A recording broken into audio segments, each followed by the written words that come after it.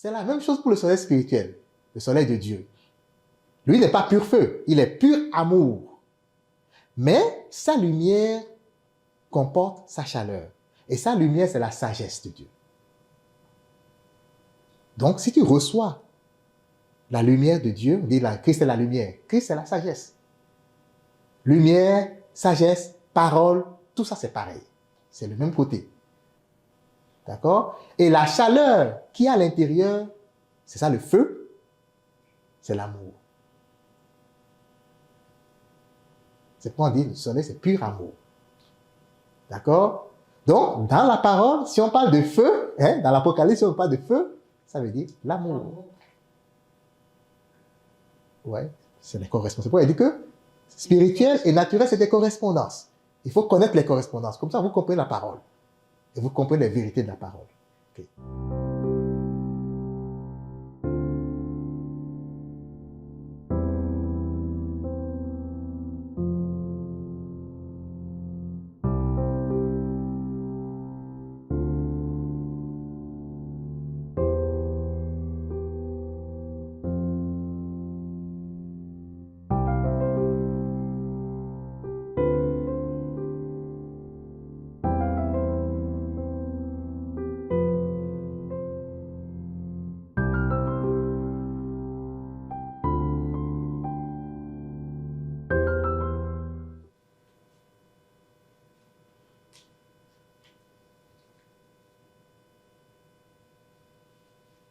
Au nom du Père et du Fils et du Saint-Esprit.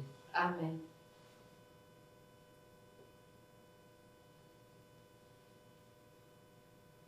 Ta paix me conduit, ta droite me saisit. Tu as posé sur moi ta main, ta main me conduit, ta droite me saisit. Tu as posé sur moi ta main. Seigneur Dieu, éternel, notre Père, nous te rendons grâce et nous bénissons ton nom, car ta présence dans nos vies révèle ta bonté infinie et ton amour. Tu es la flamme qui éclaire notre existence. Et sans toi, ô Papa Yahvé, nous ne sommes capables de rien faire. Tu es la nourriture de notre esprit. C'est toi qui nous abreuves infiniment de cette nourriture spirituelle dont notre âme a tant besoin pour s'épanouir, que ce soit ici-bas dans ce monde ou dans le ciel, notre patrie. Alors inspire-nous aujourd'hui, enseigne-nous tes voies, remplis nos cœurs de ta parole, remplis nos pensées de tes vérités, pour que nous puissions nous élever infiniment vers toi, toi qui règnes pour les siècles des siècles. Amen. Gloire au Père, au Fils et au Saint-Esprit, comme il était au commencement, maintenant et toujours, dans les siècles des siècles. Amen. Au nom du Père et du Fils et du Saint-Esprit. Alors, mesdames et messieurs, bonsoir et bienvenue à cette séance.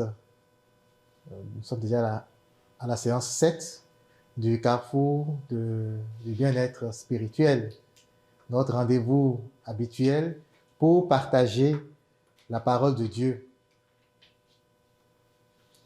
C'est toujours un plaisir et renouvelé parce que ce plaisir, nous le tirons de la parole, de la nourriture de notre âme. C'est un plaisir renouvelé de toujours nous retrouver pour discuter des vérités de la parole, pour apprendre à avancer, à progresser dans la foi. Et aujourd'hui, nous allons commencer une série de séances dont le sujet principal sera « Qui suis-je ?» À travers l'exploration du monde spirituel et de ses implications dans notre vie et de ses influences dans le monde naturel, nous allons apprendre d'où nous venons et pourquoi nous sommes de passage ici, donc notre mission sur Terre, notre objectif de vie, et comment faire pour nous parfaire. Parce que ce n'est pas évident. Hein. L'ignorance nous met en péril parce qu'on ne connaît pas les choses. Ce qu'on fait, on reste à côté. On préfère ne pas casser l'œuf parce qu'on ne connaît pas les implications. On ne sait pas si on casse. Qu'est-ce qui va arriver si on casse les œufs? Et c'est assez dommageable pour notre vie spirituelle parce que nous avons la volonté, hein, comme Saint Paul le dit, je veux faire le bien. Mais le bien que je veux faire, je n'arrive pas à le faire. Et c'est le mal que je ne veux pas faire que je finis par faire. Alors, connaître les vérités de la parole, c'est avancer vers le salut, avancer vers la vie éternelle. Et c'est ce que nous allons commencer à faire aujourd'hui. Alors, pour commencer, je vais vous demander, parce que nous allons parler du monde spirituel, nous allons décrire le monde spirituel. Qu'est-ce que vous connaissez du monde spirituel? Qu'est-ce que vous connaissez du monde spirituel? Est-ce que vous avez des idées? Parce que quand même, nous sommes des chrétiens, donc ça fait un bail qu'on côtoie ce monde spirituel, et même les gens qui ne sont pas chrétiens, à chaque fois que on perd un membre de notre famille ou un proche, on fait les funérailles et on parle du monde spirituel. Donc, nous en entendons quand même parler, même si c'est peut-être un peu superficiellement, pas aussi en profondeur que ce que nous allons décrire. Mais qu'est-ce que vous connaissez du monde spirituel? Moi, je dirais que le monde spirituel, pour moi, c'est le palais de Dieu. C'est toutes les dimensions qu'on retrouve dans les surnaturels. Okay. Que nous ne pouvons pas vivre dans le monde naturel. Voilà. Okay. Donc, c'est ça que je pense. Okay. Et quand je dis dans le monde, le palais de Dieu, je parle des dimensions, effectivement. Dans le monde spirituel, il y a plusieurs dimensions selon les connaissances que nous apprenons chaque jour, selon les paroles et selon la Bible aussi. Et ce qui est différent, en fait, du monde naturel, ce que nous vivons ici, ce qui est palpable, ce qu'on peut toucher. Mais dans le monde spirituel, c'est vraiment surnaturel. Il faut pouvoir atteindre une certaine dimension pour pouvoir reconnaître que tu es dans ce monde. Se connecter. Oui, Okay. C'est ça. Oui. Paul? Un peu pour abonder dans le même sens qu'elle. Le monde spirituel, c'est l'opposé du monde naturel, du monde physique. Oui. Et pour voir, c'est un monde, selon ce qu'on a lu, selon les Écritures saintes, c'est un monde où il y a beaucoup d'actions spirituelles. Et il faut quand même être dans une certaine disposition pour voir ou pour accéder à ce monde, et pour connaître un peu tout ce qui se passe là-bas. Okay. Et donc, c'est un monde où règne la paix durable. Et c'est un monde, en tant que chrétien, en tant qu'homme de foi, de paradis, si on peut dire comme ça. Ouais. Donc, Voilà. Merci pour vos apports.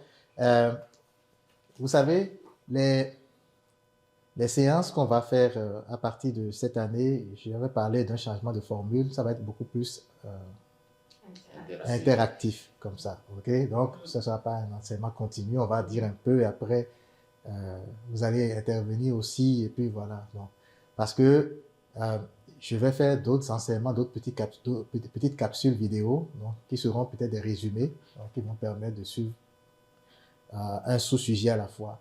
Donc, ici, c'est plus débat et c'est pourquoi il ne faut pas hésiter à m'interrompre si vous avez vraiment des questions. L'interaction ici, c'est de mise. OK? Alors, oui, le monde spirituel, bon, ce n'est pas l'opposé du monde naturel, mais c'est un monde qui est antérieur au monde naturel.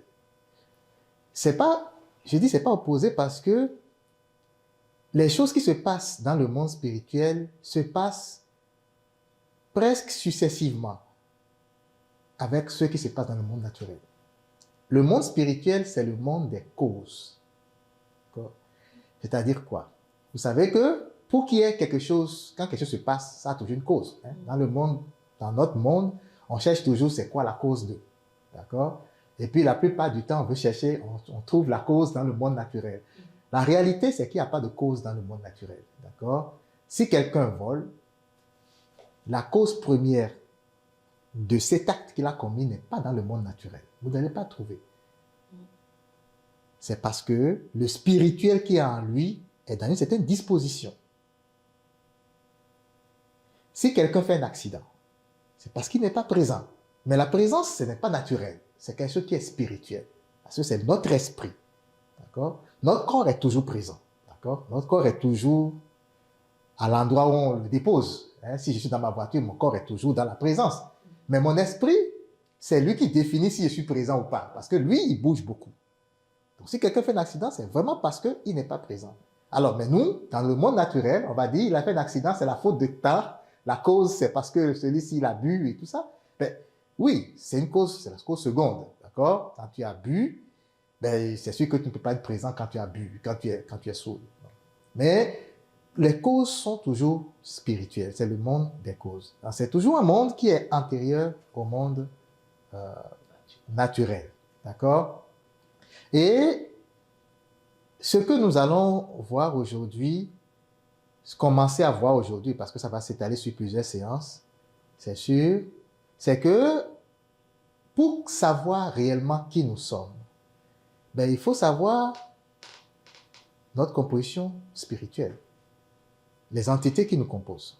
On sait que, d'après les Saintes Écritures, nous sommes âme, esprit et corps. D'accord? Après, les influences. On a 3 entités. Mais qu'est-ce qui influe? Est-ce que c'est le corps qui influe dans l'âme ou c'est l'âme qui influe dans le corps? Il y a plusieurs hypothèses. D'accord? Les naturalistes, ceux qu'on appelle naturalistes, c'est les partisans de Big Bang. Okay? Les partisans de Big Bang disent que tout l'univers a été créé à partir de la nature. Donc, pour eux, c'est le naturel, donc le matériel, le corps, qui influe dans l'esprit, parce que pour eux, les choses spirituelles sont des choses naturelles plus pures. D'accord? On les appelle les naturalistes. Alors, pour les gens qui croient dans le monde spirituel, qui connaissent le monde spirituel, ils disent que toute chose spirituelle est antérieure à toute chose matérielle ou naturelle. C'est de la logique. C'est-à-dire que si tu crois que tout ceci, l'univers et toute la nature a été créée par un Dieu, c'est qu'il est le premier. D'accord? Parce que s'il n'existe pas, il ne peut pas créer ce qui existe. On s'entend. Le principe premier, c'est Dieu. C'est le Créateur. Et lui, il a créé d'abord tout ce qui lui ressemble de près. C'est-à-dire tout ce qui est dans le spirituel. Parce que lui, il est esprit pur. D'accord? Dieu, le Créateur, il est esprit pur, hein, pur esprit. Le Christ l'a dit dans la parole. D'accord? Il est pur esprit. C'est pourquoi il dit, votre Père céleste est pur esprit. Et ceux qui l'adorent doivent l'adorer en esprit et en vérité. Dieu, il est pur esprit. Donc, il a créé D'abord, les esprits, donc les anges qui sont les bons esprits et les démons qui sont les mauvais esprits et les esprits qui sont encore retardés. Alors, quand on dit mauvais, c'est juste parce qu'ils sont ignorants, ils sont retardés. D'accord? Donc, le monde spirituel, c'est ça. Alors, ce que je veux savoir, c'est que dans l'hypothèse, ceux qui croient dans le monde spirituel disent tout ce qui est spirituel vient avant tout ce qui est matériel. C'est pas un matériel pur. D'accord? Le spirituel est fin et le matériel est grossier. D'accord? Donc, c'est l'esprit qui influe dans le corps et non le contraire. C'est l'âme qui influe dans le corps et non le contraire. Et il y a une troisième hypothèse qu'on appelle harmonie préétablie. C'est-à-dire que pour ceux-là, ils croient qu'il y a un esprit qui est en bonne et due forme établi en chacun de nous, mais il y a une influence simultanée selon eux. C'est-à-dire, ils parlent de successif et simultané. Donc, en fait, c'est que pour eux, le corps et l'esprit agissent en même temps selon une ligne qui a été tracée auparavant. C'est ça qu'on appelle harmonie préétablie. Donc. Mais évidemment, la vérité et la réalité, c'est que lorsqu'on regarde la nature, d'accord? Je regarde qu'est-ce qu'on appelle nature, les planètes. Pour moi, c'est que c'est des roches, d'accord? C'est des agrégats de matière, d'accord? Je ne vois aucune vie, par exemple, dans les planètes, dans les galaxies. Vous comprenez? Je regarde les arbres, je regarde tout ce qui nous entoure. Je ne vois aucune vie. Les seuls endroits où je vois de la vie, c'est dans l'homme, c'est dans les bêtes, dans les animaux, dans les plantes. Parce qu'ils vivent. Mais lorsque je regarde par exemple les plantes, pour qu'une plante vive, il faut qu'il y ait la pluie, le soleil. Donc, il faut qu'il y ait un apport externe. La plante ne vit pas d'elle-même, on s'entend. Mais comment est-ce que les choses qui ne vivent pas d'elles-mêmes peuvent créer la vie?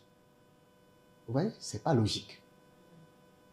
Alors, c'est très clair qu'il y a un spirituel qui agit dans le naturel et qui lui donne la vie ou le mouvement. Donc, l'hypothèse 2, donc l'hypothèse du spirituel qui influe dans le naturel, est ce qui va suivant la vérité, d'accord? De l'ordre divin, justement. Donc, les gens qui ne croient pas, ils ne croient pas, mais toutes les choses qu'on peut constater, toutes les expériences de la vie nous amènent à cette hypothèse-là, à cette vérité-là plutôt. Donc, c'est sur cette base-là que nous allons avancer, d'accord? Alors, vous voyez, ce n'est pas juste parce qu'on est croyant, c'est juste parce que c'est logique, vous comprenez? Les autres ne sont pas logiques, parce que le corps, si on dit que le corps influe dans l'esprit, pourquoi quand quelqu'un meurt, le corps ne continue pas à vivre? Vous comprenez? C'est juste pas logique. Je laisse juste quelqu'un qui est mort, même quand quelqu'un est dans le coma. Quelqu'un qui est dans le coma, on voit qu'il ne bouge pas, il n'a pas de mouvement. Si c'est le corps qui influe dans l'esprit, ben c'est que même dans le coma, il va continuer à avoir des mouvements. Vous voyez? Donc, il n'y a juste pas de logique dans les deux autres hypothèses. La logique, ce qui suit les vérités de l'ordre divin, les vérités viennent toujours de Dieu, c'est vraiment que c'est le monde spirituel qui est antérieur, qui vient avant le monde naturel et qui a des actions dans le monde naturel. D'accord? Et c'est ça que nous allons suivre comme hypothèse. Alors, dans cette séance, nous allons beaucoup parler philosophiquement. On va parler beaucoup de philosophie. C'est nécessaire parce que souvent, les gens n'aiment pas trop la philosophie, mais c'est nécessaire pour comprendre les choses spirituelles. On ne peut pas se passer de la philosophie pour comprendre les choses spirituelles. Ne serait-ce que de base, la constitution. On ne peut pas se passer de ça. Donc, on va parler un peu philosophie, mais on va essayer de faire le plus possible que ce ne soit pas théorique, que ce ne soit pas vraiment incompréhensible. On va expliquer ça terre à terre le plus possible. Parce que vous savez, c'est très important de toujours le garder. La foi, c'est la connaissance révélée. D'accord? La foi, c'est la connaissance révélée. C'est dans la parole, c'est dans la Bible. Éphésiens 3, versets 2 à 3. Je lisais cette parole-là. Par révélation, il m'a fait connaître. On parle du Christ. C'est Saint Paul qui parle. Par révélation, il m'a fait connaître le mystère. Et il dit, ce mystère n'avait pas été porté à la connaissance des hommes des générations passées, comme il a été révélé maintenant à ses saints apôtres et aux prophètes dans l'esprit. Alors, je lis ça parce que c'est important de savoir, on pourrait se demander, mais pourquoi on parle de tout ça? Mais on va à l'église, on pourrait juste dire je crois et puis c'est fini. Non, justement, c'est pas fini.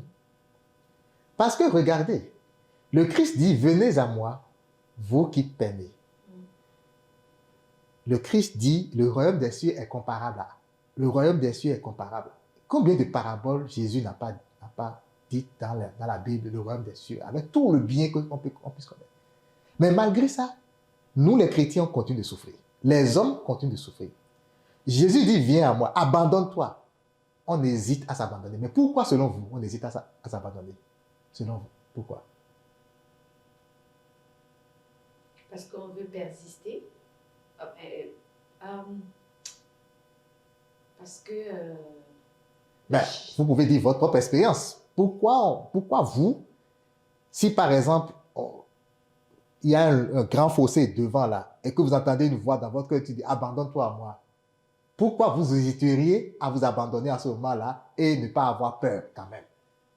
Parce qu'on a plus confiance à notre propre force, notre propre force. Habilité et tout. Notre propre contrôle. Notre propre contrôle, ouais, c'est ça. C'est surtout parce qu'on ne sait pas à quoi s'abandonner. Ok.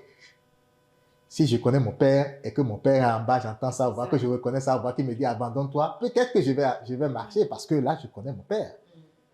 Mais le monde spirituel, c'est le monde de l'invisible. À quoi s'abandonner? Est-ce qu'on connaît Dieu vraiment? Tout ce qu'on connaît, c'est Jésus. On s'entend. Oui. Jésus, il est Dieu, mais on le connaît par la parole, par les témoignages. Le problème, c'est que celui-là que tu ne connais pas les témoignages, il dit abandonne-toi à moi. Mais toi, tu tiens à ta vie. D'accord? Tu peux, pendant que tout le monde est là dans la communauté, dire je crois en Dieu. Hein, c'est comme dans les histoires qu'on raconte. Hein.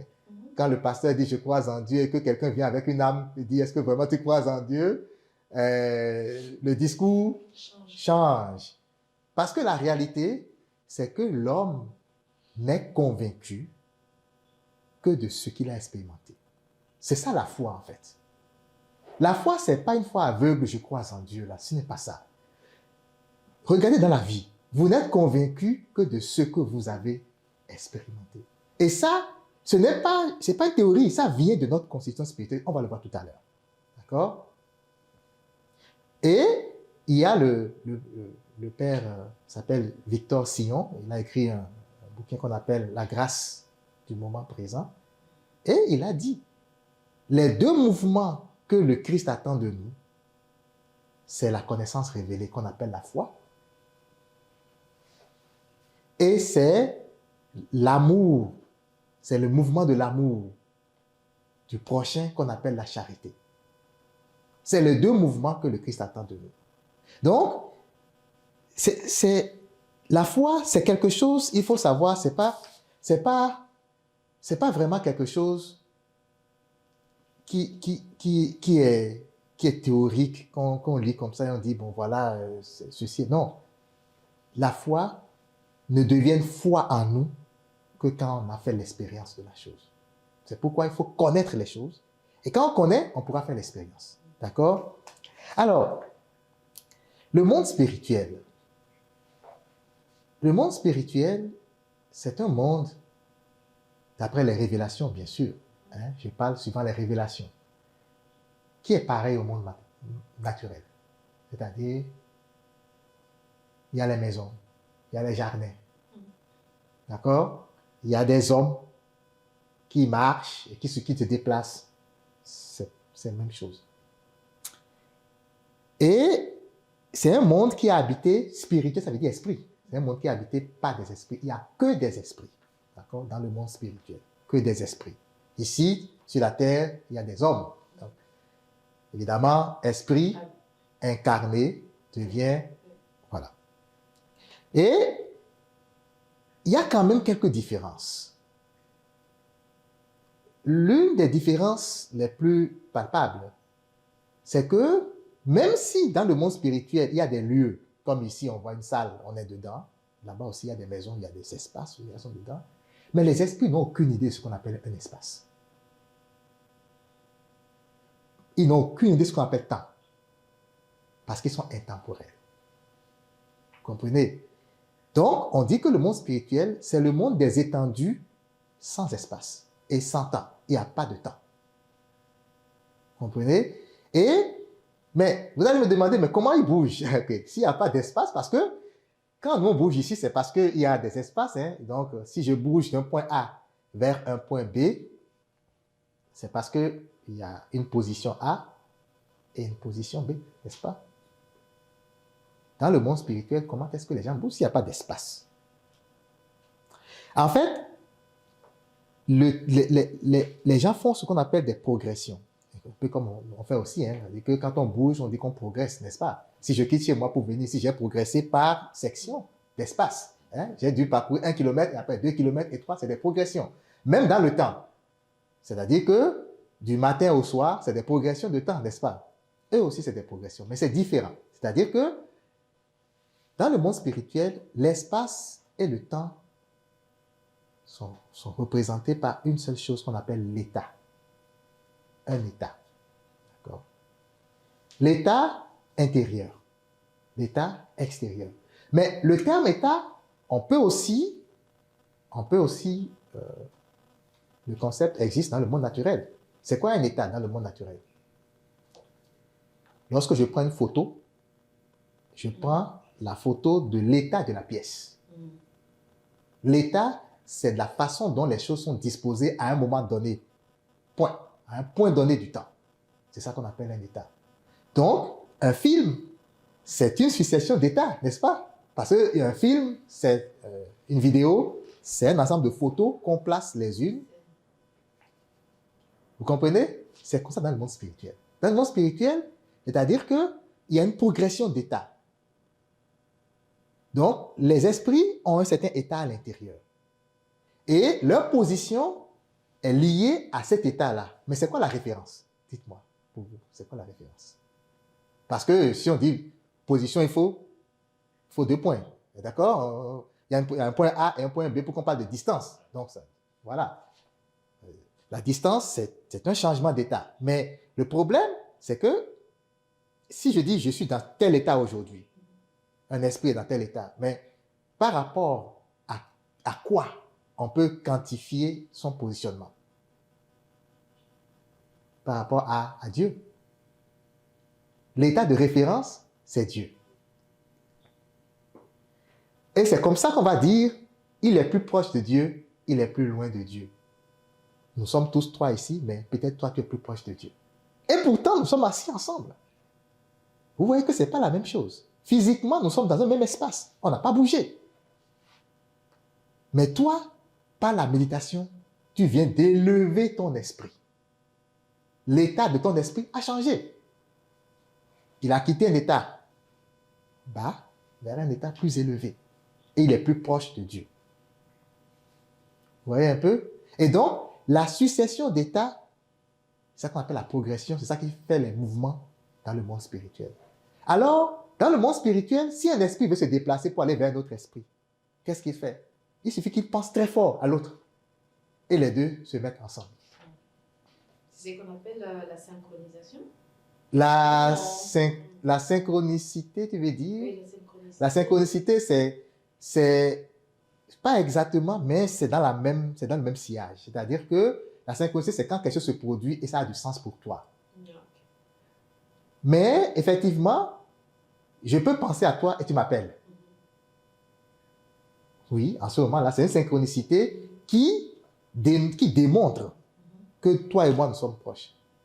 Alors, dans le spirituel, proche, c'est pas tu es proche de moi, dans le naturel. Proche, ça veut dire qu'en pensée, nous sommes vraiment proches. Que nous voyons les choses. Nous voyons les choses de la même façon. Je te désire, tu me désires. Dans le sens amour, c'est-à-dire que je suis content quand je suis avec toi.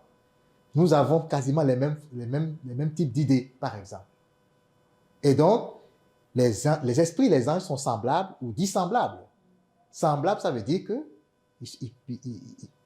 spirituellement, leur état est proche.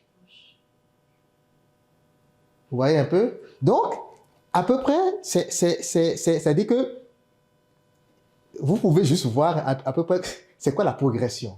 D'accord? Dans le monde naturel, c'est comme ça que les sorciers se déplacent. Ils ne se déplacent pas dans le corps. Leur corps est quelque part. Mais il est au Bénin. Il se déplace déjà pour venir au Canada. En esprit. Et c'est réel, en fait. Ce n'est pas quelque chose, c'est pas visible, mais c'est réel. D'accord? Donc, ce que les sorciers font et tout ça, c'est quelque chose qui est inhérent au monde spirituel. Tous nos esprits en nous le font. Ou peuvent le faire. Comprenez? Donc, toutes les visions des mystiques se font comme ça. Par exemple, Swedenborg a écrit « Mon esprit a été élevé par le Seigneur. Il a visité les planètes du système solaire, du système de l'univers, beaucoup d'autres planètes. Il a parlé avec des esprits, des anges, pour écrire tous les livres. Il a écrit quasiment peut-être une vingtaine de livres. Et tout ça, il n'y a pas une seule partie qui soit contradictoire à une autre partie. Il dit que lui ne fait que écrire ce qu'on lui a dit d'écrire. Saint Paul, les révélations de Saint Paul, c'est pareil. Jean, dans l'Apocalypse, c'est pareil. Son esprit a été élevé dans le monde spirituel pour voir. Il a dit au début, mon esprit a été élevé. Donc, c'est ça le monde spirituel. OK? Alors, les espaces, c'est donc une progression dans l'état. Mais le temps est représenté par quoi? Par une intensité. Si je suis dans un certain état, je peux dire mon état change. État A, état B, état C. C'est une progression. Mais si je suis ici, mon état peut aussi changer verticalement. C'est-à-dire quoi? Je suis dans peu d'amour. Ce matin, je me suis levé. Je n'ai pas beaucoup de joie. Mais à midi, je suis dans la joie. J'ai reçu peut-être une bonne nouvelle. Est-ce que mon état est le même? Non. Ça a changé en intensité. Donc, le temps, chez les anges et chez les esprits, c'est la variation d'intensité de l'état, de l'amour et de la sagesse. Et c'est comme ça que dans la parole, quand vous lisez la parole, et quand on dit par exemple le matin, dans la parole, c'est l'état dans lequel les anges sont au top de leur amour. En fait, quand on dit de leur amour, c'est de la réceptivité de l'amour. D'accord? À midi, ils sont au top de la sagesse. Le soir, ils sont dans l'ombre de la sagesse. Ils ont la sagesse, mais pas beaucoup. Hein? La nuit, c'est l'enfer.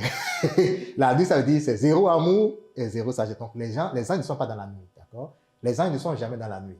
Mais ils sont jusqu'au crépuscule. Donc, leur état peut diminuer. Évidemment, ce n'est pas parce qu'ils sont anges qu'ils sont toujours au top de l'amour. D'accord? Pourquoi? Je me suis tellement demandé pourquoi quand j'ai lu cette révélation. Je me dis, pourquoi est-ce que quelqu'un qui est ange va quand même décroître en amour? Je me suis rendu compte que même nous qui sommes ici, si on se réveille, on est quoi? On est au top. On a la forme. Mais le soir, la batterie déchargée parce qu'on a travaillé. Les anges travaillent beaucoup. Ils ne passent pas leur temps à louer comme les gens. Les gens nous disent souvent, les gens disent que les anges passent leur temps à louer le Seigneur. Non, ce n'est pas vrai. Ils travaillent fort. Ils travaillent et tout leur travail est lié à l'amour. Parce que le langage du monde spirituel, c'est l'amour. Soit tu es dedans ou tu n'es pas dedans. Les démons, c'est parce qu'ils n'ont pas l'amour. Ils sont dans l'enfer. Les anges, ils ont de l'amour. Donc, entre les deux extrêmes, il y a plusieurs étapes, plusieurs niveaux. Des gens qui ont peu d'amour, des gens qui ont plus d'amour. Voilà. Et quand ils travaillent, c'est tout comme si l'amour est dans l'air. Vous comprenez? C'est comme ça qu'ils vivent. Alors, l'intensité varie. Quand ils se réveillent le matin, ils sont au top. Mais quand ils travaillent, ok, puisqu'ils sont fatigués, et puis ils doivent se reposer. Le lendemain, ils reprennent au top. Quand on parle de lendemain, on va voir ce que ça veut dire. Ce n'est pas exactement la même chose qu'ici. D'accord? Et donc, dans la Bible, quand on parle de printemps, été, hiver et tout ça, vous voyez ce que ça veut dire déjà. Ouais? Juste la révélation du monde spirituel nous fait comprendre mieux les paroles de la Bible. Surtout l'Ancien Testament. L'Ancien Testament, il faut le comprendre dans le sens interne de la parole, pas dans le sens externe. Quand on parle du matin dans l'Ancien Testament, ce n'est pas le matin comme ici. Ça veut dire l'état dans lequel ton amour est au top, ou bien son amour est au top. Quand on parle du feu, ça veut dire l'amour. Ouais, la lumière, ça veut dire la sagesse. Ce n'est pas les mêmes affaires. Comprenez? Alors, nous allons faire maintenant quelques comparaisons entre le monde naturel et spirituel. Il n'y a pas de... On ne peut pas voir un esprit de façon palpable comme ça, comme je vous vois. Il n'y a pas de communication immédiate entre le monde naturel et le monde spirituel. Ça se fait par ce qu'on appelle des correspondances. D'accord? Je peux te voir parce que tu es corps et esprit comme moi. Mais s'il y a par exemple, on le voit, hein, s'il y a par exemple mon père qui est décédé, il peut être ici. Peut-être qu'il est ici. Je ne le vois pas. C'est pourquoi le monde spirituel s'appelle le monde invisible. D'accord? Et le monde naturel, c'est le monde visible. Alors, comme je viens de le dire, le spirituel influe dans le naturel. On va le voir, il y a plusieurs façons de le faire. Alors, l'autre chose qu'on ne connaît pas, c'est que de la même façon que le monde naturel subsiste par le soleil, vous savez, notre soleil, est-ce qu'il y a quelque chose qui peut vivre ici sans le soleil? Je ne pense pas. Hein? Même l'eau, qui est la source de la vie qu'on dit, n'est eau que parce qu'il y a le soleil. Sinon, ce serait de la glace, on s'entend. Donc, le soleil, c'est ce par quoi tout subsiste dans la nature. Dans le monde spirituel, c'est pareil. Créé à son image, là, ça ne s'arrête pas à l'homme. Hein. Dieu a créé le soleil pour que le monde naturel existe. Et lui, il fournit l'énergie au soleil, et le soleil fournit l'énergie à la terre, à notre terre, et aux autres affaires. Dans le monde spirituel, il y a aussi un soleil qu'on appelle le soleil de Dieu. Dieu, personne ne l'a vu, sauf le Christ qui l'a vu, parce qu'il est en lui. Mais Dieu est à l'intérieur de ce globe-là qu'on appelle soleil. Et ce qui fait le soleil, c'est son amour et sa sagesse. Ça brûle. Alors, qui peut me dire ici quel a été l'effet de ce que je viens de dire? Je dis Dieu, il est à l'intérieur du globe qu'on appelle soleil dans le monde spirituel. Et ce qui fait le soleil, c'est son amour et sa sagesse. Ce soleil, c'est comme le soleil d'ici, sauf que c'est plus pur. D'accord, je vais le décrire tout à l'heure. Mais qu'est-ce qui a ressemblé dans la parole, dans les Saintes Écritures? Qu'est-ce qui a ressemblé à ce que je viens de décrire? Il y a quelque chose qui s'est passé qui a ressemblé à ça. Bon, dans le Nouveau Testament. Ok. Est-ce que, je sais pas, mais je suis en train de voir Moïse dans le buisson. Moïse dans le... Non, ça c'est dans l'Ancien Testament, mais c'est Moïse dans le buisson, oui. C'est la manifestation de Dieu, effectivement, de son amour. Mais ce n'est pas exactement ça. C'est pas exactement non. Ça. Jésus a fait quelque chose qui a ressemblé à ça. Dans le Nouveau Testament? Oui, sur la montagne. La transfiguration. La transfiguration, c'est ça. La transfiguration, c'est ce qui fait l'effet, c'est ce qui nous a démontré l'effet du soleil de Dieu. Son visage, je ne sais pas si j'ai le truc ici. Je vais vous lire le passage, la transfiguration. Il dit, il fut transfiguré devant eux. Matthieu 17, versets 1 à 13. Il fut transfiguré devant eux. Son visage resplendit comme le soleil. Et ses vêtements devinrent blancs comme la lumière. Dans le monde spirituel, Dieu est dans le soleil. Et son amour resplendit comme ça. Alors, on peut se demander, mais oui, d'accord, mais comment est-ce que nous, on va savoir de cette... Mais il y a des gens qui font cette expérience-là. Vous avez déjà entendu parler de l'expérience de mort imminente, où des milliers de personnes, c'est pas une seule personne, c'est pas 10, c'est pas 100, des milliers de personnes, pendant une opération, plongent dans les comas. Ils plongent dans le coma. Leur esprit quitte. Et comme si Dieu t'avait élevé, là, ils vont dans le monde spirituel. En tout cas, c'est comme, je ne sais pas si c'est une anomalie ou quoi. En tout cas, leur esprit quitte. Parce que le corps, vous savez, l'esprit épouse le corps. Si le corps n'est plus disponible ou pas disponible, disposé. Si le corps n'est plus disposé à l'accueillir, il peut quitter. D'accord? Peut-être momentanément, parfois, définitivement, qu'on appelle la mort. D'accord? Alors, leur esprit quitte et tout ce qu'ils décrivent, c'est une lumière qui n'a pas son pareil sur terre. Je m'arrête là. Il y a d'autres affaires. Mais ce que eux tous ils décrivent, c'est une lumière qui n'a pas son pareil sur terre. C'est la lumière de la sagesse de Dieu. Et ils ont dit c'est pur. C'est-à-dire que c'est blanc comme neige. C'est pur. Il y a pas, c'est la blancheur même, c'est la splendeur même. Et je vais vous lire le témoignage de Swedenborg concernant cette lumière-là. Il dit, j'ai vu très souvent cette lumière spirituelle. Elle surpasse infiniment la lumière naturelle, en blancheur et en éclat. Elle est la blancheur et la splendeur même. Elle paraît aussi brillante et aussi éclatante que la neige. Ça n'a rien, ça c'est du spirituel. Le spirituel est pur. Vous voyez? Et pour le soleil, il dit qu'il y ait dans le monde spirituel un soleil autre que celui du monde naturel, c'est ce que je puis certifier parce que je l'ai vu. Il paraît semblable à un globe de feu, comme notre soleil, à peu près de la même grandeur. Il est éloigné des anges comme le nôtre l'est des hommes. Comme notre soleil est éloigné des hommes aussi. Lui aussi, il est éloigné. Il dit, il ne se lève point. Il ne se couche pas comme le nôtre. Mais il demeure immobile, à une élévation moyenne entre le zénith et l'horizon. Et par là, les anges jouissent d'une perpétuelle lumière et d'un printemps éternel. Alors, pourquoi j'ai lu ça? Parce que ça va nous permettre de déboucher sur la partie du soleil. Comment est-ce que le soleil agit? Notre soleil, en apparence, bouge. D'accord? Et c'est ça qui fait le jour et la nuit. C'est ça qui fait le printemps, l'été, l'automne, les saisons.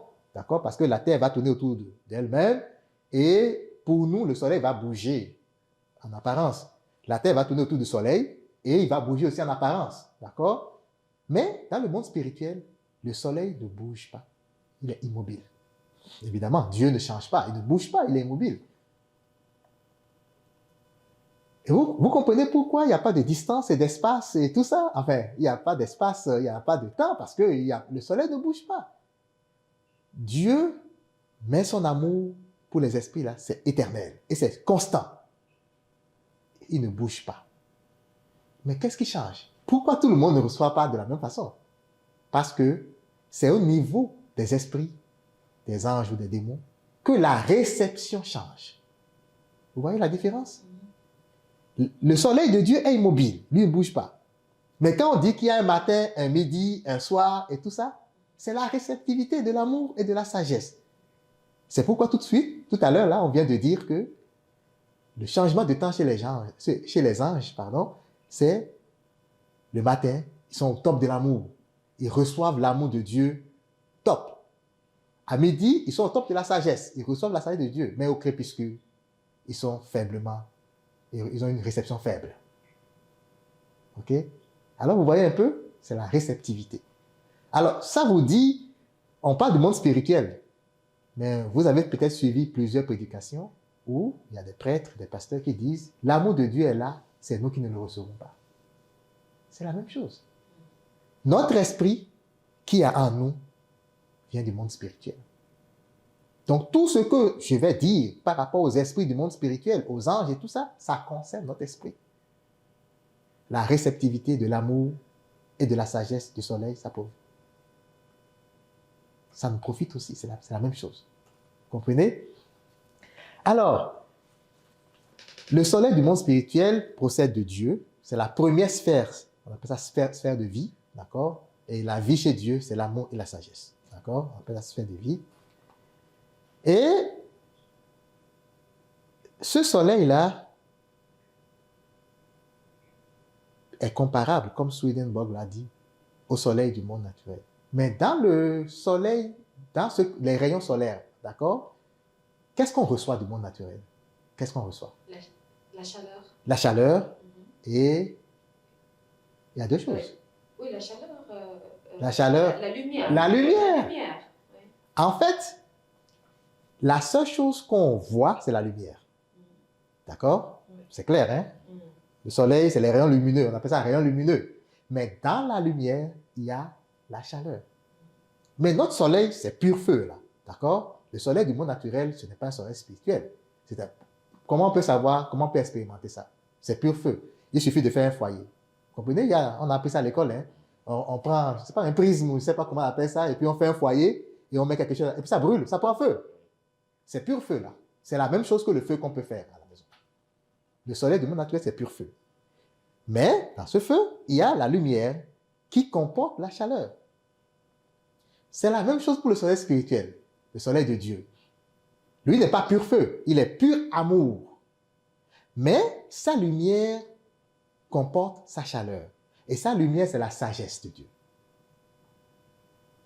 Donc, si tu reçois la lumière de Dieu, on dit là, Christ est la lumière. Christ est la sagesse.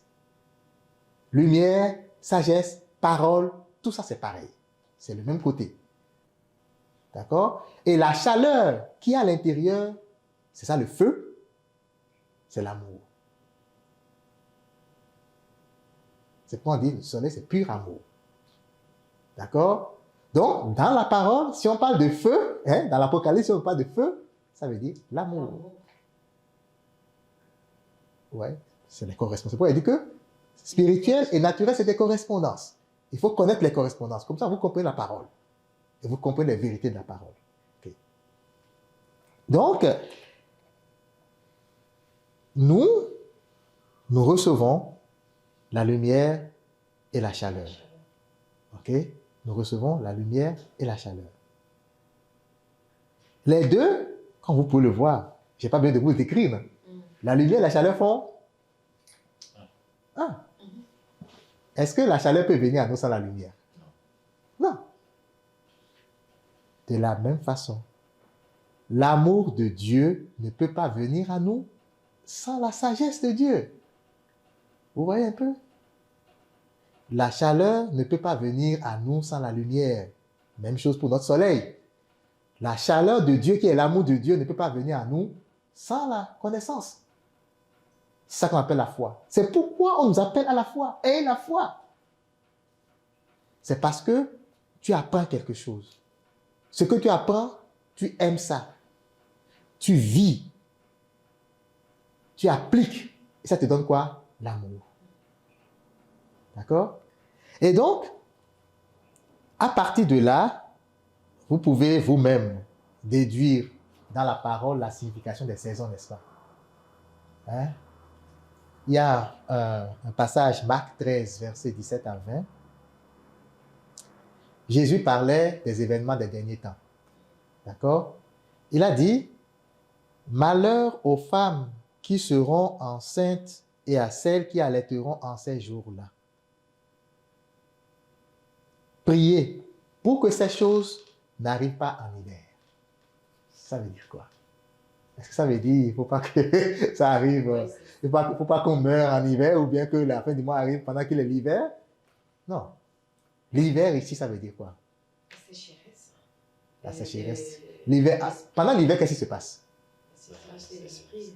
Tout est sombre. Oui, tout est sombre. Sombre, tout est sombre, tout est grisâtre. Il n'y a pas la vie, en fait. Il n'y a pas la vie. Et la vie, c'est quoi? Eh bien, la vie, c'est la lumière, c'est la chaleur. Oui, la vie, c'est l'activité intime de l'amour.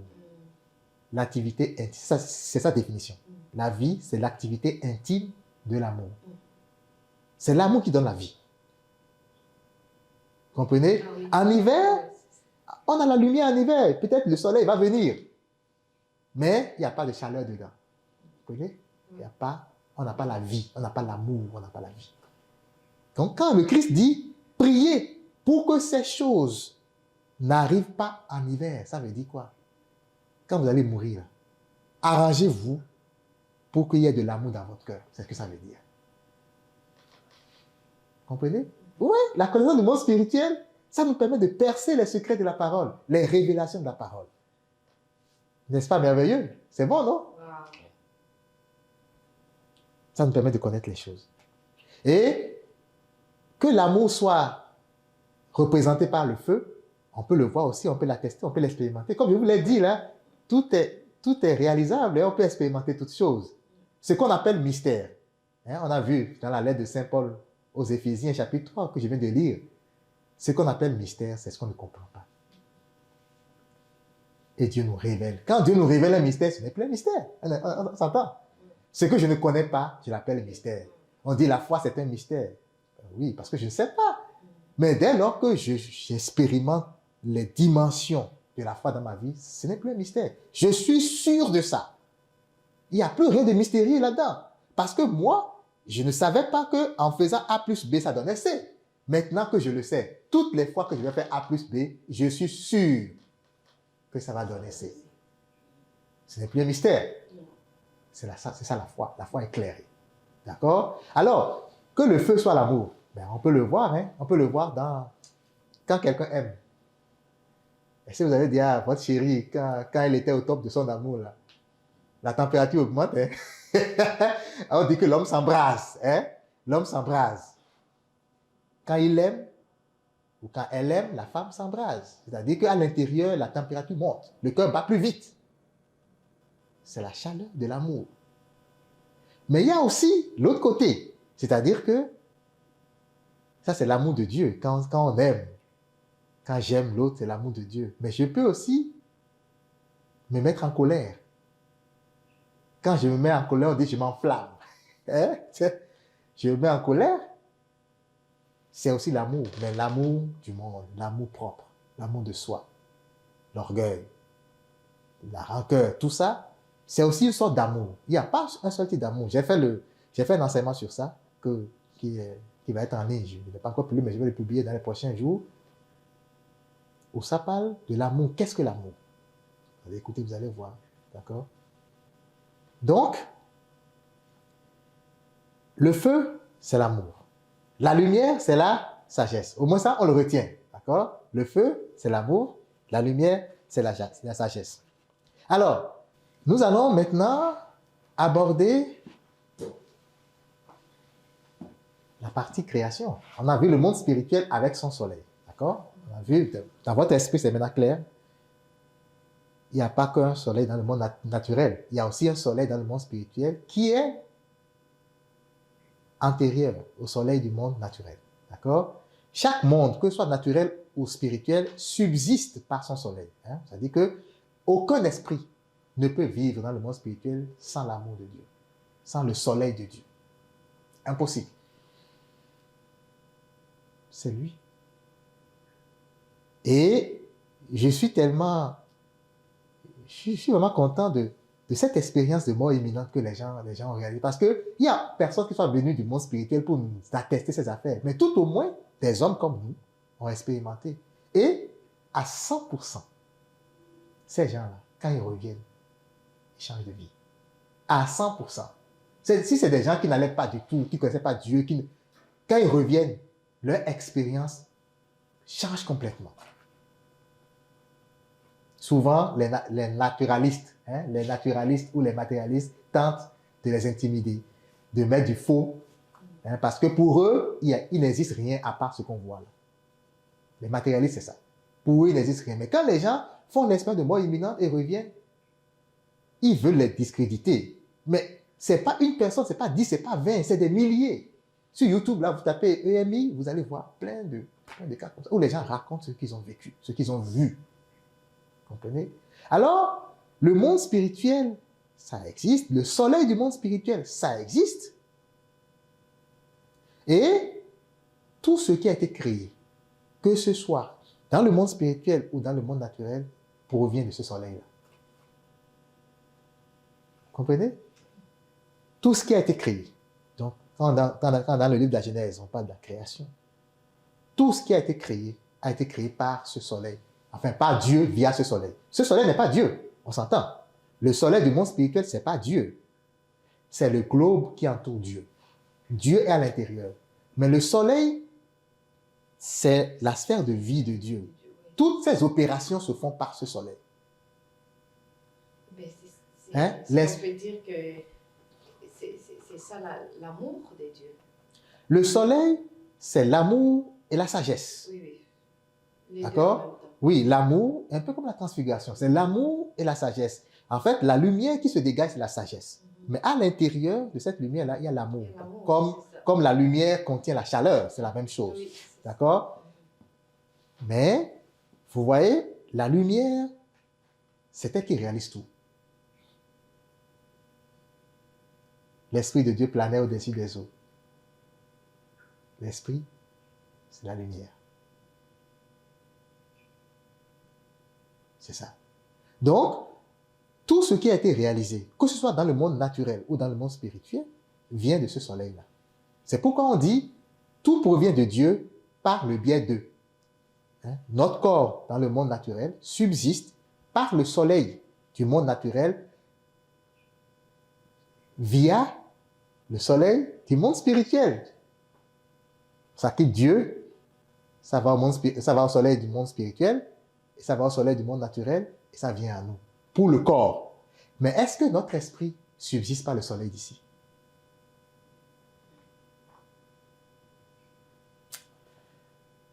C'est pourquoi les matérialistes ont l'intellect là, c'est bas.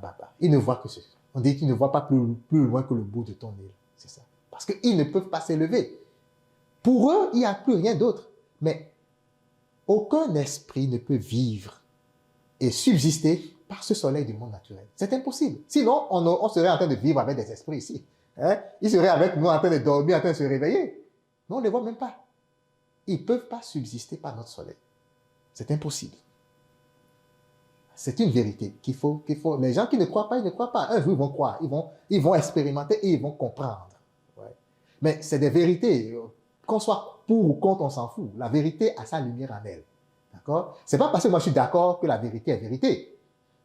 C'est pas parce que moi je suis d'accord qu'une vérité est vérité. Non. La vérité a sa lumière en elle. C'est la vérité, c'est les émanations de la sagesse. Or, la sagesse, c'est la lumière, comme on vient de voir. D'accord? Il s'ensuit que la vérité n'a pas une autre lumière qui vient d'ailleurs. D'accord? La vérité vient avec sa lumière. C'est ma vérité, c'est ta vérité, c'est n'importe quoi. C'est pas vrai du tout. Il y a une seule vérité qui vient avec sa lumière. Et cette vérité, elle vient de la parole. D'accord? Donc, ce qu'il faut comprendre, c'est que Dieu, entouré de son soleil, qui est l'activité de son amour et de sa sagesse, réalise toutes choses.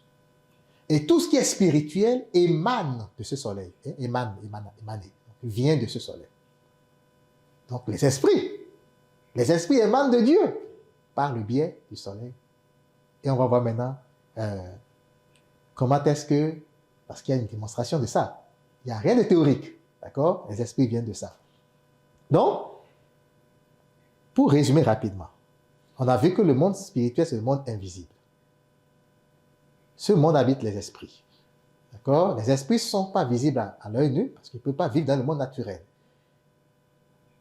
On a vu que chaque monde, que ce soit naturel ou spirituel, subsiste par son soleil. Notre monde, le monde naturel, subsiste par le soleil qui est pur feu, d'accord? Qui est pur feu, qui a quand même une lumière et une chaleur par lesquelles notre monde subsiste. Les plantes ne peuvent pas germer sans cette lumière-là quand même. D'accord? Il y a un spirituel dans la germination des plantes, parce que dans la vie. Mais sans ce soleil du monde naturel qui donne la chaleur et la lumière pur feu, il ne peut pas avoir photosynthèse et tout ça. D'accord? On s'entend. Même nous aussi, notre corps ne peut pas survivre sans ce soleil. Mais ce soleil vient de Dieu. D'accord? Le soleil de Dieu donne ce soleil pour nous permettre de survivre parce que c'est la matière. D'accord? On a appris que le soleil de Dieu, c'est son amour et sa sagesse qui l'entoure. C'est tellement brûlant que ça fait un soleil. D'accord? Et la lumière qui provient de ce soleil, c'est la sagesse. Et le feu ou la chaleur qui provient de ce soleil, c'est l'amour. Hein? Donc, dans la parole, on peut distinguer. Donc, on peut voir, on peut faire des déductions logiques. Hein? C'est pourquoi on apprend. On apprend, l'autre a une révélation, mais toi, tu te poses des questions. Qu'est-ce que ça peut signifier d'autre? Tu fais des déductions. Et c'est tout de belles déductions. Et l'Esprit Saint, maintenant, pendant que tu y penses, l'Esprit Saint vient du ciel et te révèle toi en particulier. Tu vas même trouver des choses que l'autre qui a fait des révélations n'a pas pu avoir. Voilà comment tu deviens aussi Père parfait et saint. Vous voyez un peu? C'est ça. Donc, là, on a vu que tout ce qui a été créé maintenant a été créé par ce soleil. D'accord? Maintenant, on va voir maintenant le cas particulier de l'homme. Le cas particulier de l'homme. L'homme est une émanation du soleil de Dieu aussi. Mais comment est-ce que l'homme a été créé? L'Éternel Dieu, dans Genèse 2, verset 7, l'Éternel Dieu souffla dans les narines de l'homme une âme de vie, et l'homme fut fait âme vivante. Alors, ce qu'on appelle âme de vie, c'est deux choses qu'on appelle les réceptacles. D'accord? L'homme ne crée rien. L'homme n'est pas un créateur. L'homme a été créé pour être réceptacle. C'est normal, c'est logique. Parce que le soleil de Dieu a déjà l'amour et la sagesse. Hein? Et comme j'ai dit dans mes enseignements sur l'amour, aimer se tourne d'abord vers autrui. Il n'y a aucun amour véritable qui se tourne vers soi. Ça n'existe pas. L'amour de soi, c'est mort. Ce n'est pas de l'amour. Ce n'est pas vie, c'est mort. L'amour véritable, c'est un amour qui est tourné vers les autres. Alors Dieu, qui est l'amour même, son soleil qui l'entoure, qui brûle comme amour, veut donner à toute la création son amour. Alors, qu'est-ce qu'il fait? Il crée des réceptacles. Parce que moi, je donne, toi, tu reçois. Et comme toi, tu n'as pas la vie en toi, lui, il est infini, il est amour infini, et nous, nous sommes des êtres finis. Les esprits sont des êtres finis. Fini ne veut pas dire non éternel. Notre âme est éternelle. Ce n'est pas la même chose. Les esprits sont éternels. C'est-à-dire, ils ne vont pas mourir. Mais ils sont finis. Vous comprenez? Il n'y a aucun esprit qui est partout à la fois. Dieu est infini. Il s'étend partout à la fois. Personne ne sait c'est quoi ses limites. Vous comprenez la différence? Dieu est infini, mais les esprits qu'il a créés, tout ce qu'il a créé, c'est fini. Mais ces esprits ont la vie, sont éternels, d'accord? Sont destinés à la vie éternelle.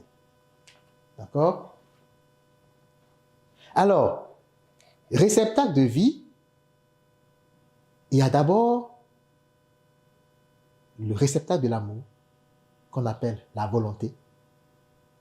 Et il y a le réceptacle de la lumière ou de la sagesse, qu'on appelle l'intellect. L'intellect ou l'entendement. Donc, quand on dit les yeux de l'esprit, c'est notre intellect. Pourquoi? Parce que c'est ça qui nous permet de comprendre les choses. Vous comprenez? Si je te parle, je dis, oh, je suis allé à Paris, dans un village quelque part là-bas, et puis je te décris comment sont les maisons. Tu vas faire comme ça. Tu n'es jamais allé. Tu vas faire comme ça. Ah, c'est couleur rouge. Ah, ok. Et puis les gens font ci. Je comprends. Mais tu n'es jamais allé là-bas. Qu'est-ce qui comprend? C'est ton intellect qui comprend. C'est la lumière de l'esprit. C'est l'œil de l'esprit. Donc, c'est un réceptacle de la sagesse de Dieu. Et notre cœur ou notre volonté, c'est le réceptacle de l'amour de Dieu. Vous voyez les implications? Ça veut dire quoi? La vie de l'esprit, c'est la vie de ces deux affaires-là. Si on dit que quelqu'un est mort, ça veut dire qu'il n'a ni l'un ni l'autre.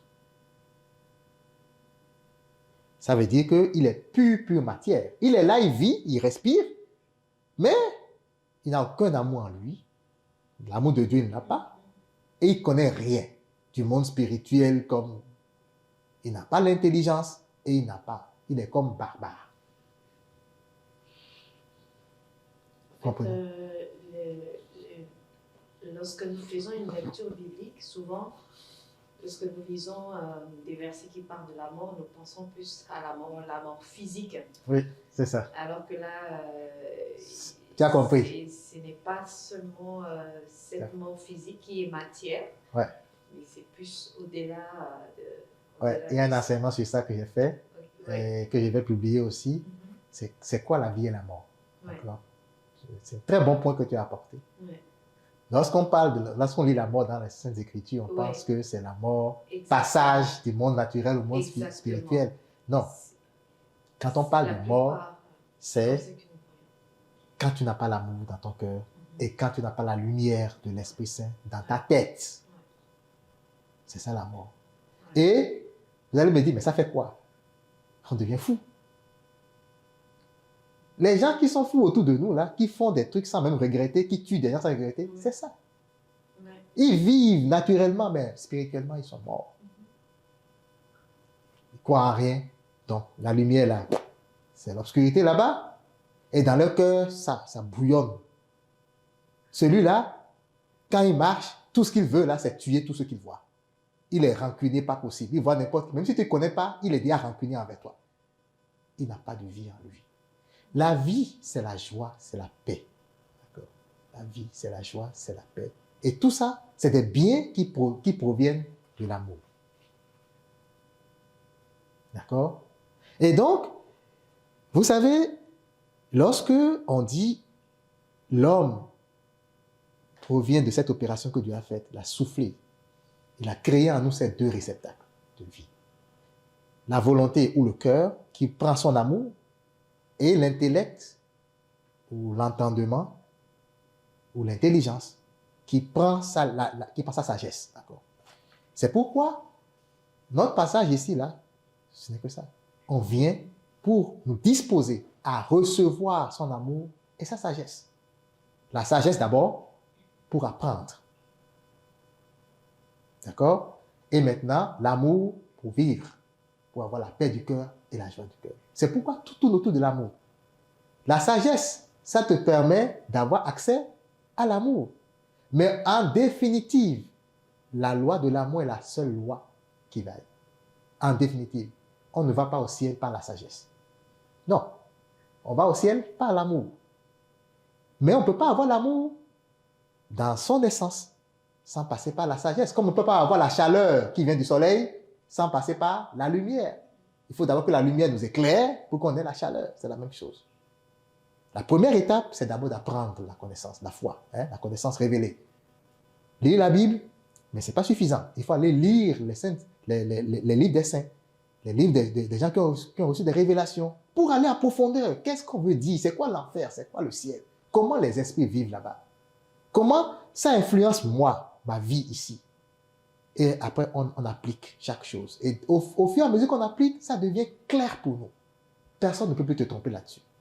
Et quand tu vas suivre une prédication, les gens seront en train de parler, mais tu vas dire, mais qu'est-ce qu'il raconte celui-là? Mais ce n'est pas vrai ce qu'il dit. Parce que non seulement tu as lu dans les révélations les choses, mais tu les as expérimentées. Ça devient clair comme l'eau pour toi. Par exemple, être réceptacle, on peut l'expérimenter. On peut expérimenter le fait que je sois réceptacle. Ça veut dire quoi? Ça veut dire, le jour où je regarde en moi et je sens un vide terrible, je vais voir que je suis irrité. Je n'ai pas la paix. Je n'ai pas la joie. Je sens un manque d'amour. Si je suis honnête envers moi, je vais dire, je sens un manque d'amour. Moi, ça m'est déjà arrivé, je me rappelle, j'étais en Europe. C'est terrible. Je me suis réveillé un jour et puis j'ai dit, mais c'est tout comme si personne ne m'aime. C'est tout comme si je suis en manque d'amour. Peu importe, en tout cas, j'étais seul là-bas, je n'étais pas avec ma famille, mais c'est tout comme si je ne servais à rien dans le monde. Vous voyez un peu le sentiment, c'est tout. Je sentais un vide terrible à l'intérieur. C'était de la tristesse, vraiment. On peut l'expérimenter. Je n'avais pas l'amour de Dieu en moi. Parce que l'amour de Dieu chasse tout ça. Si j'ai l'amour de Dieu, même si je n'ai pas de boulot, je n'ai pas d'argent, peu importe, je m'en fous. L'amour de Dieu remplace tout ça. Les gens qui me suivent vont dire, mais il est fou celui-là. On parle de dollars et puis lui parle de l'amour de Dieu. Mais le dollar, c'est pour avoir la paix du cœur. Si on cherche le dollar, c'est pour avoir la paix du cœur. Tous ceux qui cherchent le dollar, quand ils vont finir, quand ils ont eu leur dollar, quand ils vont finir d'amasser les dollars, ils vont s'asseoir et ils vont dire, je suis en joie. J'ai la paix du cœur parce que je viens de faire ça. Mais en réalité, ce n'est pas une paix du cœur. Parce que tu sens un certain plaisir, une certaine tranquillité, parce que tu as réalisé des choses matérielles. Le jour où ces choses ne sont plus là, ta paix va disparaître. Ton plaisir va disparaître. Mais l'amour de Dieu, ça vient de l'intérieur. C'est indépendant de tout ce que tu as à l'extérieur. Il suffit de l'expérimenter. On peut l'expérimenter. C'est pourquoi on dit toujours, il faut parler de la parole. Il faut parler spiritualité. Il faut pratiquer la présence de Dieu, la méditation. Chaque jour, il faut faire la méditation. Et il faut laisser sa vie remplir de la parole. Quand on dit la parole, c'est la Bible, mais c'est aussi et surtout ces livres de révélation qui nous expliquent l'Apocalypse, qui nous expliquent les paraboles de Jésus, qui nous expliquent ce qu'on fait de mal dans notre vie. Et il ne faut pas se laisser limiter par les croyances, nos rigidités, parce que nous avons parfois des croyances, des mots qui nous bloquent. Par exemple, je lis un livre qui parle d'énergie. Je dis, je ne vais pas lire ce livre parce que ça parle d'énergie. L'amour, c'est une énergie. Le feu, c'est quoi? C'est pas une énergie? Pourquoi j'aurais peur de parler d'énergie? Peut-être parce que ma religion me l'interdit. Mais si ma religion, à l'amour, à la lumière de l'Esprit Saint, va comprendre que cette lumière-là a en elle l'énergie. Parce que, qu'est-ce qui peut subsister sans énergie? Dites-moi. Notre corps, il faut manger. Ça nous procure l'énergie physique. Mais pourquoi notre esprit n'aurait pas besoin d'énergie? On dit, appelez l'Esprit Saint. L'Esprit Saint vient en vous pour réénergiser votre esprit. Notre esprit a besoin d'énergie. Et ça vient dans sa volonté et dans son intellect. C'est les deux qui donnent la vie à l'esprit. Et c'est l'Esprit Saint qui nous donne ça. Donc, si je parle d'énergie, c'est correct. L'amour de Dieu, c'est la plus grande énergie qui soit. Il ne faut pas avoir peur de le dire. Il n'y a pas d'énergie, même en ce monde, même dans le monde spirituel, qui surpasse l'amour de Dieu. C'est la plus grande énergie. C'est de l'amour de Dieu que découlent toutes les autres sources d'énergie qu'on connaît. L'électricité, ça vient de l'amour de Dieu. Le pétrole, ça vient de l'amour de Dieu. Tout ça, ça vient de l'amour de Dieu. Parce que tout ça a été créé par ce soleil de Dieu. Vous comprenez? Il y a parfois aussi, dans d'autres religions, les gens vont parler d'autres mots qui signifient des choses similaires dans ma religion. Mais moi, je suis bloqué par ces mots. On parle de karma. On va dire, c'est quoi le karma? Non, il ne faut pas se laisser bloquer. Il faut suivre les vérités. Il faut aller découvrir qu'est-ce que ça veut dire. Peut-être que dans ta lexicographie ou bien dans ton vocabulaire, tu as d'autres mots qui désignent la même chose. Vous voyez? Les gens vont parler de présence. Tout le monde parle de présence. Même les gens qui ne connaissent pas Dieu, ils parlent de présence. D'autres vont dire présence intemporelle, d'autres vont dire moment présent. Nous, on va dire juste prière. Vous voyez? C'est les mêmes choses. Mais on est bloqué par les mots. On va dire méditation. Dans l'église catholique, on appelle ça oraison. Mais c'est les mêmes affaires. Les bouddhistes vont dire méditation. Mais c'est la même chose. Ça conduit au même résultat. Vous comprenez? Nous avons le plus important dans tout ce qu'on fait. C'est la vérité. On prend la vérité de la parole. Peu importe les mots qu'on utilise, c'est quoi le concept derrière? C'est ça qu'il faut aller chercher. Et si le concept de karma correspond à quelque chose dans la vérité de la parole, dans la Bible, c'est que je l'accepte. Je peux ne pas dire karma, on s'en fout. Ce n'est pas important, c'est un mot. Mais dans mes connaissances spirituelles, je dois l'intégrer. Parce que ça fait partie de ça. Vous comprenez? Maintenant, si quelque chose ne correspond pas à la vérité de la parole, là, je l'élimine. Parce que ce n'est pas une vérité. Vous comprenez? La parole de Jésus, c'est la vérité. Si ce que Jésus dit, il y a quelque chose, de près ou de loin, qui contredit ça, ça me dit que ce n'est pas la vérité. C'est notre boussole. C'est juste ça. Les mots, là, on s'en fout de ça. D'accord? Donc, c'est très important d'y aller et de comprendre donc, le sens profond des choses. Donc, là, on va parler des influences. Okay? On a parlé des entités de notre constitution spirituelle. On a dit que l'homme est corps, âme et esprit. D'accord? Bon, je n'ai pas parlé des successions. L'âme, c'est la substance première, c'est supérieure. D'accord? Évidemment, quand Dieu a soufflé, c'est l'âme qui l'a créé. D'accord? L'âme, c'est la substance supérieure. Et dans l'âme, il y a l'esprit. Ce qui fait l'esprit, c'est la volonté qui est ou le cœur, et puis l'entendement ou l'intellect. L'intellect ou l'entendement, c'est l'ensemble des facultés qui nous permettent de comprendre. D'accord? Faculté intellectuelle. Notre volonté et notre cœur, c'est pareil. Notre intelligence, notre intellect et tout ça, c'est pareil. D'accord? Donc, l'esprit est subordonné à l'âme. D'accord? Et le corps est subordonné à l'esprit. Ce qui fait la vie du corps, c'est quoi? On a vu ce qui fait la vie de l'esprit. C'est la volonté et puis l'intellect. D'accord? Mais ce qui fait la vie du corps, c'est quoi? Il y a 3 choses qui font la vie du corps. Mais c'est ça que tu viens de le dire. Non, ça c'est l'esprit. Oui. La vie de l'âme, c'est la vie de Dieu. C'est la vie de l'amour. L'âme reçoit directement sa vie de Dieu. D'accord? Immédiatement. C'est immédiat. Mais l'esprit qui est subordonné à l'âme reçoit sa vie dans les 2 réceptacles, on a dit. Donc, la volonté et l'intellect. D'accord? Mais l'esprit va transmettre son influence au corps. L'esprit vit dans le corps. Mais c'est quoi la vie du corps? La vie du corps, c'est 3 choses. Il y a les sens naturels ou sens physiques, on appelle ça les sensations. On sent des choses, les 5 sens. Et il y a la parole, on parle. Et les pensées aussi. Les pensées, c'est l'esprit. Ah, ok. D'accord? Oui, je n'ai pas dit ça, c'est vrai. La vie de l'esprit, c'est les affections et les pensées. Les affections viennent de la volonté ou de l'amour ou du cœur et les pensées viennent de l'intelligence ou de l'intellect. D'accord? Les pensées sont les émanations de l'intellect ou de l'entendement. Notre entendement va libérer des chants. D'accord? Et ce que ça libère s'appelle pensée. Une pensée, c'est un champ d'énergie. D'accord? Voilà, le mot est libéré, c'est ça, champ d'énergie. D'accord?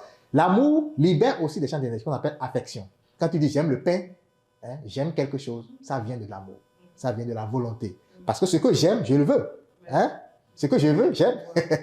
Les 2 sont pareils. D'accord? Donc, pour le corps, c'est les sens. Donc, la sensation, la parole et les actions. Les 3 choses qui donnent la vie au corps. Et ces 3 choses-là, c'est l'esprit qui influe. C'est pourquoi quand quelqu'un est dans le coma, il ne peut pas bouger. La parole, oui, c'est vrai, il ne parle pas. Non. Il ne peut pas bouger, pas d'action. Non. Puis, parfois, même si ça dépend des... sentir, non, il ne sent pas. La vie du corps, c'est ça. Alors, c'est très clair. Dieu, par le biais du soleil spirituel, donne la vie à notre âme. Et l'âme est supérieure. C'est la substance supérieure. C'est une substance, l'âme. OK? C'est une substance. Pas matérielle, mais substance spirituelle. D'accord? Et la substance inférieure, c'est l'esprit. Donc, c'est comme l'âme, on a à l'intérieur l'esprit, et l'esprit a 2 réceptacles. Et l'esprit vit par le monde spirituel. Donc, l'esprit vit médiatement, on appelle. Pas immédiatement. C'est-à-dire que Dieu a donné la vie en soufflant lui-même. Il a donné la vie à l'âme, mais ce n'est pas le biais de l'esprit, donc du soleil, de son soleil, qu'il a donné l'amour et la sagesse à notre esprit, qui est réceptacle. On dit que l'esprit de l'homme vit médiatement par le monde spirituel. Et on va voir plus tard que nos pensées, c'est les esprits du monde spirituel qui nous communiquent nos pensées. Je l'avais dit l'autre fois. Vous vous rappelez? Voilà. Notre ange gardien, Nous ne vivons pas dans l'ange gardien. Il est là, il nous conseille, il nous parle. On a parlé des instincts, la sensation. Voilà. Nous vivons, l'esprit vit par le monde spirituel. D'accord? Mais le corps vit par le monde naturel. D'accord? Mais l'esprit va influer dans le corps, va lui donner l'énergie qu'il faut pour bouger. Mais sans le soleil du monde naturel, le corps ne peut pas vivre non plus. Vous voyez un peu? C'est ça le champ, on appelle ça la chaîne d'influence. Alors, c'est très important de comprendre cette chaîne d'influence-là. D'accord? Alors, la dernière chose que je vais dire aujourd'hui pour qu'on finisse, c'est ce qu'on appelle le bien et le vrai. On a vu que le soleil de Dieu, il y a l'amour et il y a la sagesse. Ou encore, la chaleur et la lumière. Le bien, c'est ce que produit la chaleur. D'accord? Le bien, c'est ce que produit la chaleur. Ça veut dire quoi? Ça veut dire, quand j'ai l'amour de Dieu en moi, je me sens bien. Ça fait des affaires en moi et je me sens bien. Le contraire, c'est l'amour du monde ou l'amour de soi. Quand j'ai l'amour de soi en moi, je me sens mal. Les gens me poignardent, ils m'envoient des flèches et je reçois dans mon amour. Parce que c'est mon amour à moi. Mais quand c'est l'amour de Dieu, ce n'est pas moi qui reçois les flèches.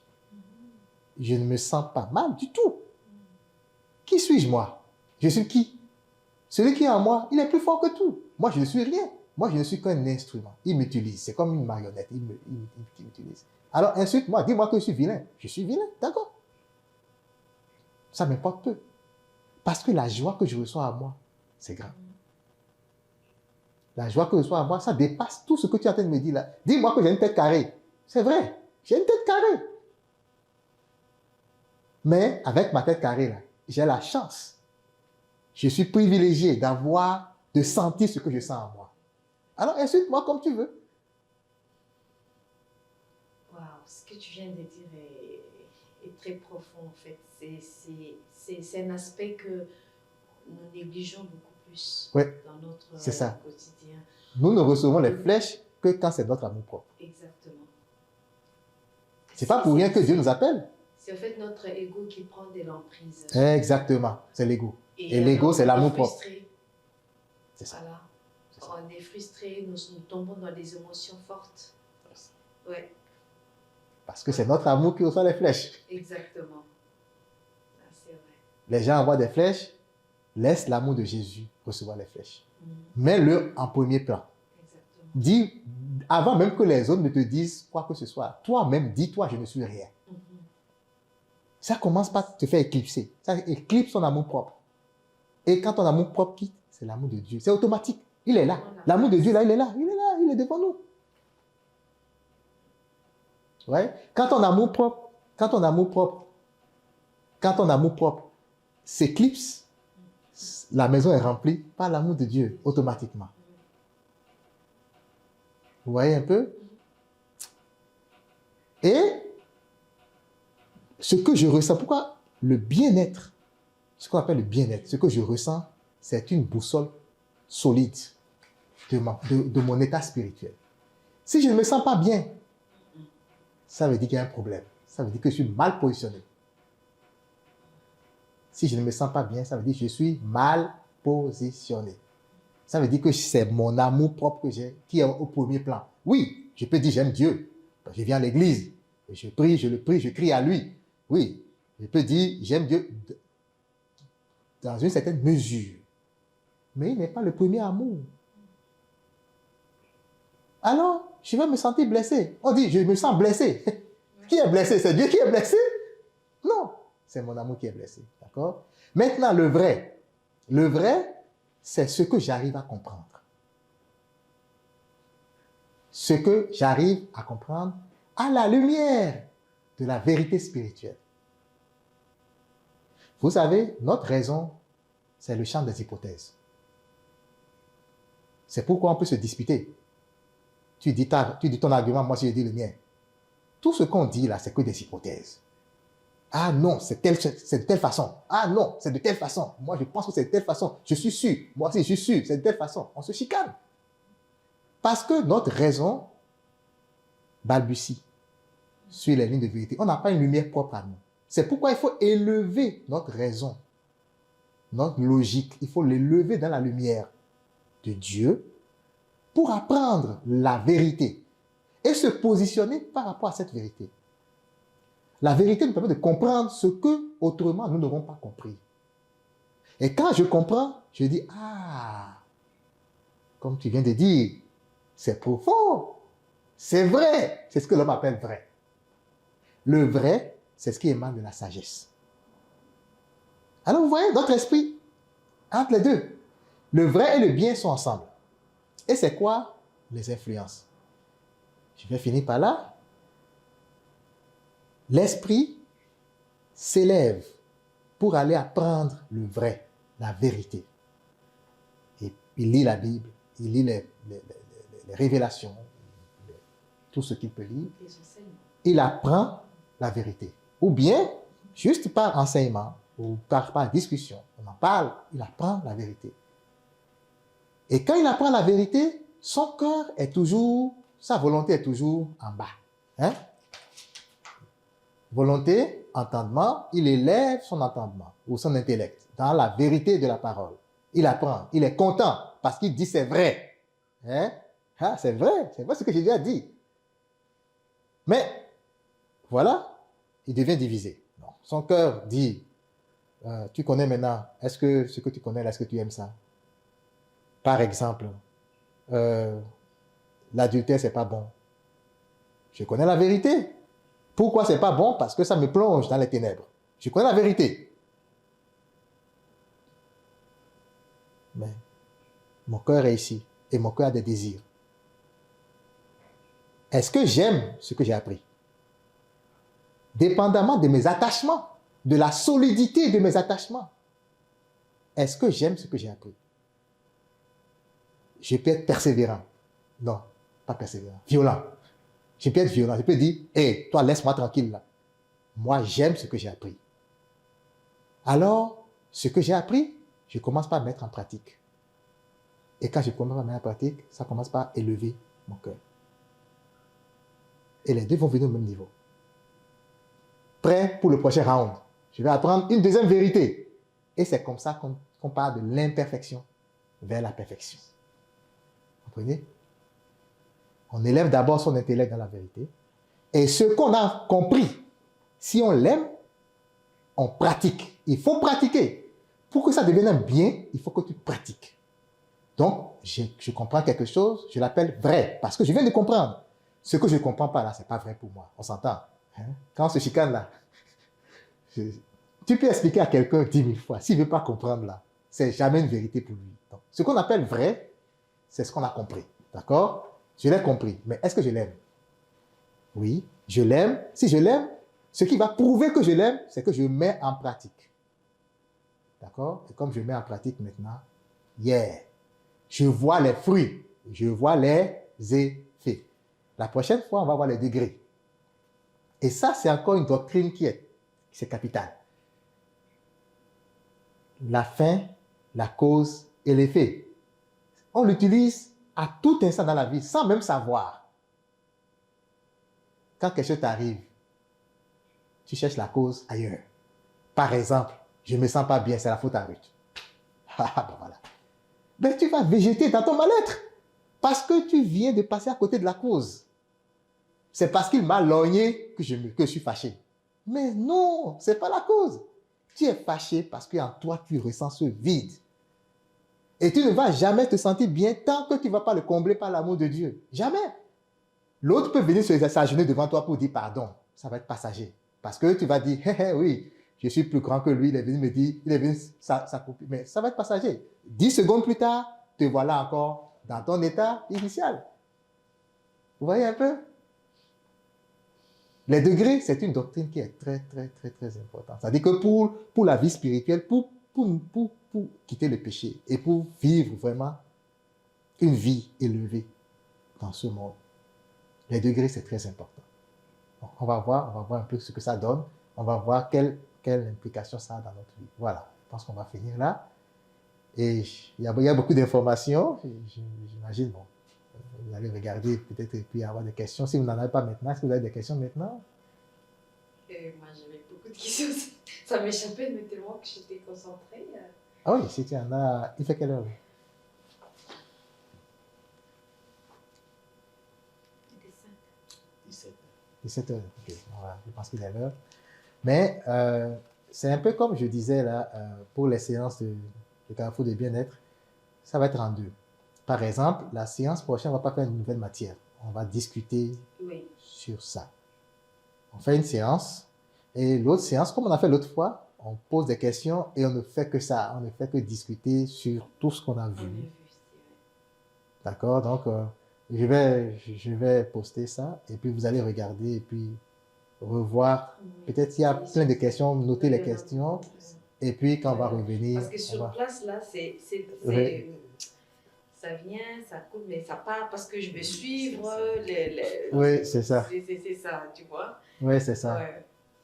Non, mais c'est très intéressant. C'est des choses. On va, la deuxième séance de chaque mois, ça va être consacré au débat. Donc, questions-réponses, comme ça, on fait. Et puis, il y a aussi, on va commencer cette année, ça fait partie des nouvelles mesures. On va se donner des challenges. Je vais vous envoyer des lectures, d'accord, à faire. On va dire quel chapitre il faut lire de tel livre et tout ça. Donc, comme ça, vous lisez dans les 2 semaines et puis quand on va venir, peut-être les questions aussi vont. Ça, c'est bon aussi. Ça va nous permettre de pouvoir, parce qu'il faut vraiment remplir sa vie. Hein? Jésus l'a dit, hein, quand un esprit quitte là, si tu ne remplis pas la maison de ce qu'il faut, qu'est-ce qu'il va venir? Plus fort, il va revenir. Il va revenir avec cet autre esprit. Il va dire, la maison a été balayée. Ok, mais non. Voilà, c'est ça. Hein? Donc, si on fait les choses, il faut remplir la maison de la parole. Plus on remplit, plus on expérimente. On a le désir d'expérimenter parce qu'on comprend les choses. Bon, on va s'arrêter là. Je pense que quand on ne commence pas à parler de spiritualité... Comme tu as parlé de réceptacle, et puis je disais, est-ce que maintenant notre mission par rapport à ça, ça vient rejoindre... C'est ça maintenant notre mission, ça vient dans le monde naturel où on est, en tant que réceptacle, c'est comment nous allons les vivre dans le quotidien. Ah, en fait. Oui. Ok. Vous savez, ce qu'on appelle grandeur d'esprit, grandeur d'âme, petitesse d'esprit, petitesse d'âme. Juste un exemple, parce qu'on va développer ça l'autre fois. Mais lorsque tu reçois la connaissance de Dieu, tu es élevé.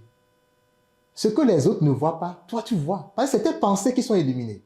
La lumière de Dieu, là, ce n'est pas une lumière fictive. C'est pas comme ça, c'est réel. Vous comprenez?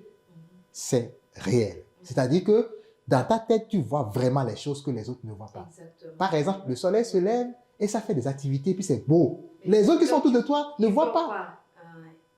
Autre chose, quand tu reçois l'amour de Dieu, tu peux être à un concert avec quelqu'un. Toi, tu écoutes la musique. Ça développe tes sens spirituels. Tu écoutes la musique autrement. Tu es en joie. Mais l'autre dit, mais pourquoi tu es en joie? Qu'est-ce qui t'arrive? On vit bien.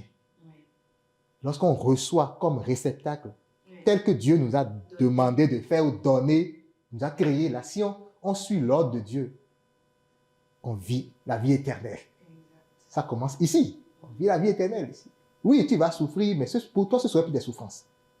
Parce que ce que tu ressens en toi est mieux que les souffrances que tu vas endurer. Tu peux souffrir pour un frère, tu peux aider un frère, mais la force que tu as en toi, le courage que tu as en toi, la persévérance, tu ne sens plus de souffrance. On sent la souffrance quand on a un vide, on est vide à l'intérieur. On n'a pas d'énergie et la souffrance vient encore nous plonger en bas encore. Mais si tu as l'amour qui est l'énergie, ça c'est un seul aspect. On va voir les autres aspects plus tard. D'accord? On va prier.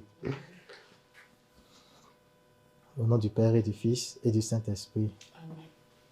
Tu es mon amour, Seigneur, tu es ma joie. Tu es mon amour, Seigneur, tu es ma joie.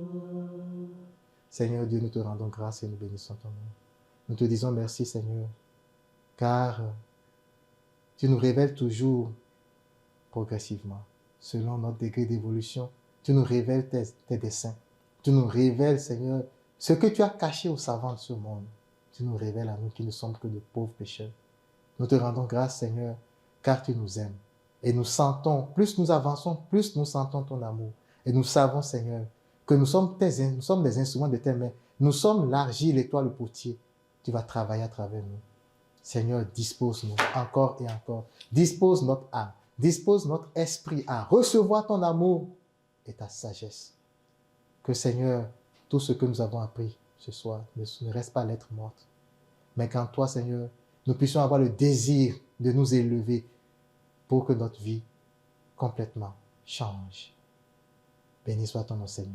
Béni soit ton nom, Seigneur. Gloire au Père, au Fils et au Saint-Esprit, comme il était au commencement, maintenant et toujours, dans les siècles des siècles. Amen. Au nom du Père et du Fils et du Saint-Esprit. Amen. Amen.